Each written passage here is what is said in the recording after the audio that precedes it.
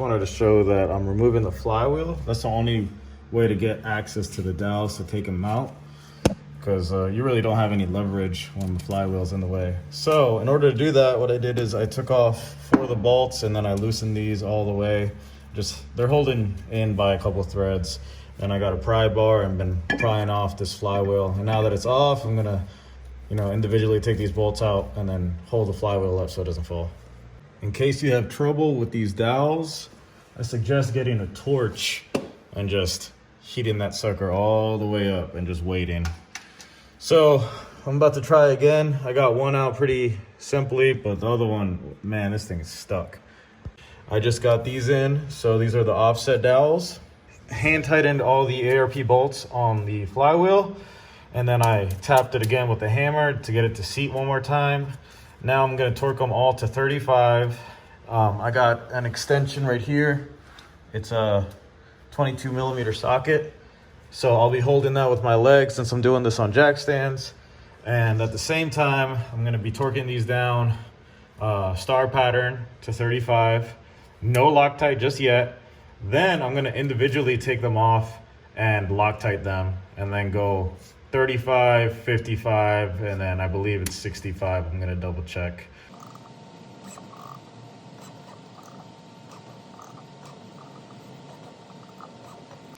So, first thing I do is ensure that it goes perfectly on the splines. So I try to hold the spline also and just see. So it's got a small amount of play, slides on, back and forth pretty easily. So this is definitely it. So this is a push style clutch. I'm sure most of you know what I'm talking about. If not, what it means is the throw out bearing or the slave cylinder is going to push down on these fingers. And so what it does is it pulls back this metal disc. So this metal disc will be pulled away from the clutch. So when it pulls away, now the engine and transmission are no longer connected. So now this can spin freely on the input shaft that it's gonna still be sitting on, and you'll be able to shift gears because then the engine is spinning at a faster RPM where the transmission is able to slow down. And then when you let go of the clutch, it naturally, these fingers naturally will go back to their normal orientation, and so will this iron disc. The clutch is on, pressure plate is on, torque to spec, blue Loctite on the bolts. Time to install the bell housing once again, but this is gonna be the last time. All right, the bell housing is on.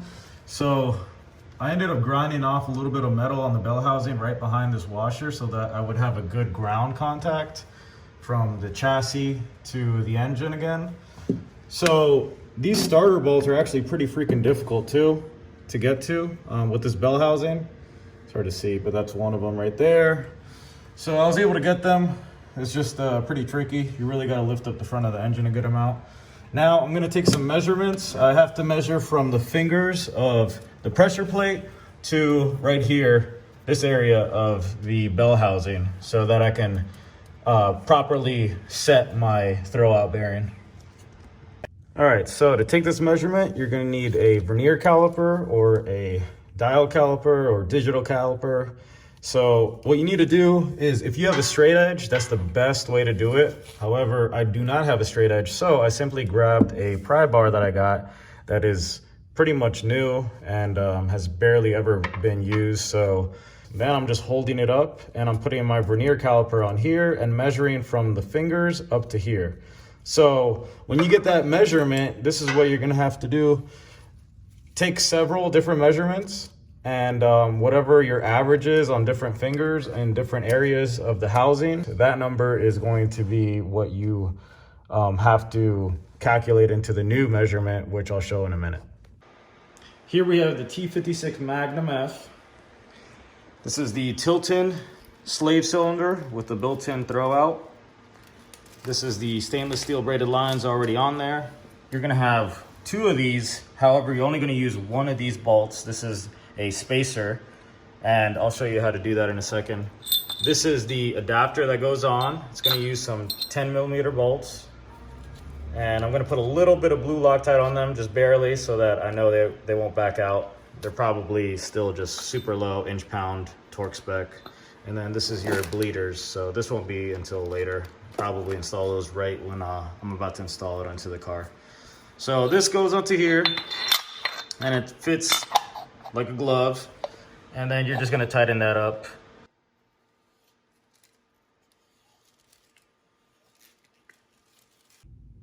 So I installed the bracket right here with the adapter, put blue Loctite on both bolts. That's good to go. It's tightened down. Then this is the actual slave. This spins on. So I just put this bolt so it won't spin. I'm about to take this out and put blue Loctite on there. I already did my measurements.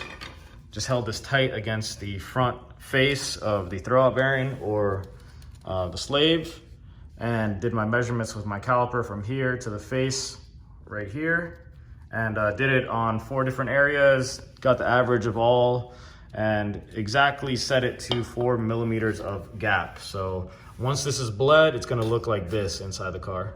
This stainless steel braided line, I don't want it to get damaged or have any holes pinched or scraped up. So I sanded all of this down as best as I could, so there's no sharp edges or high ridges or anything. I also got a 3/8 rubber line and just cut it in half and zip tied it on here.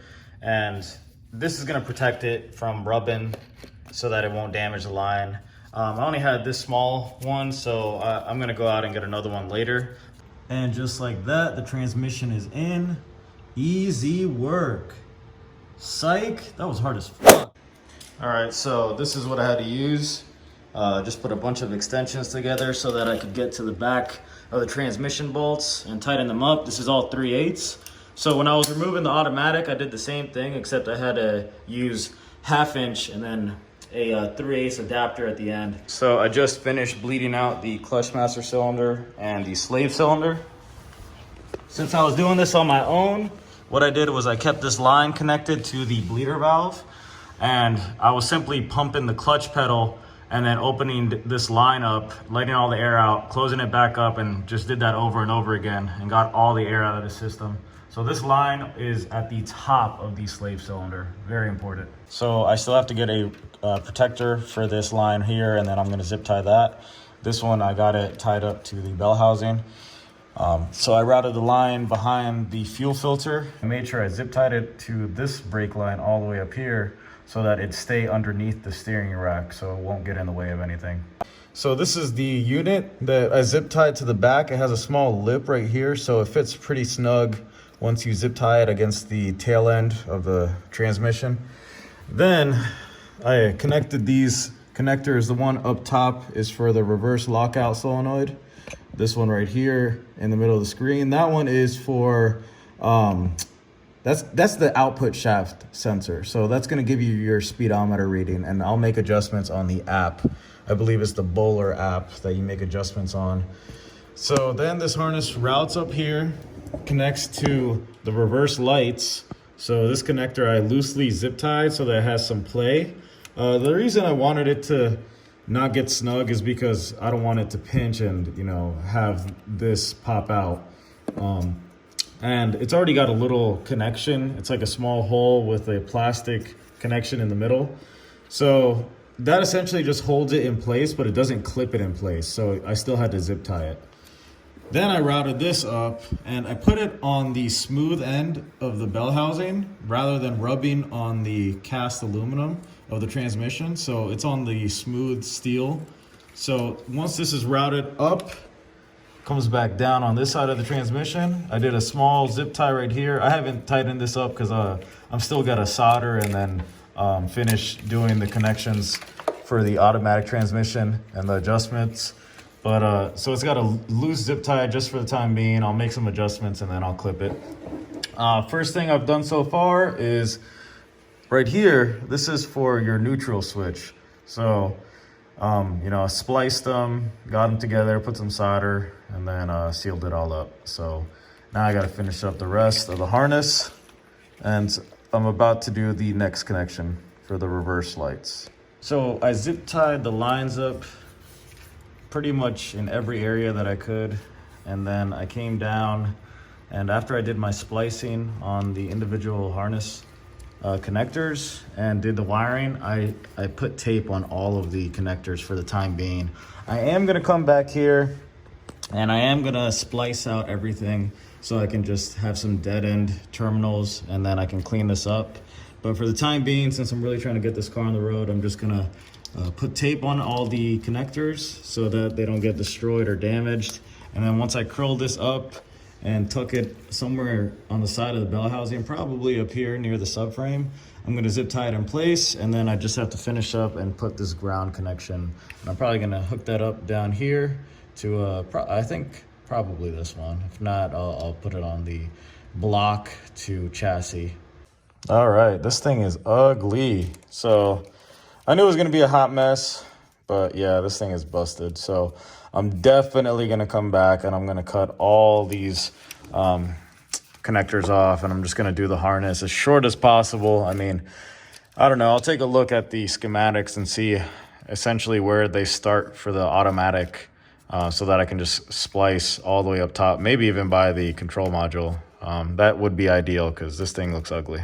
So tomorrow I'm gonna install the intercooler piping again and the intake, and then reinstall the radiator support and the battery terminal, and I mean, that's it. The car's done.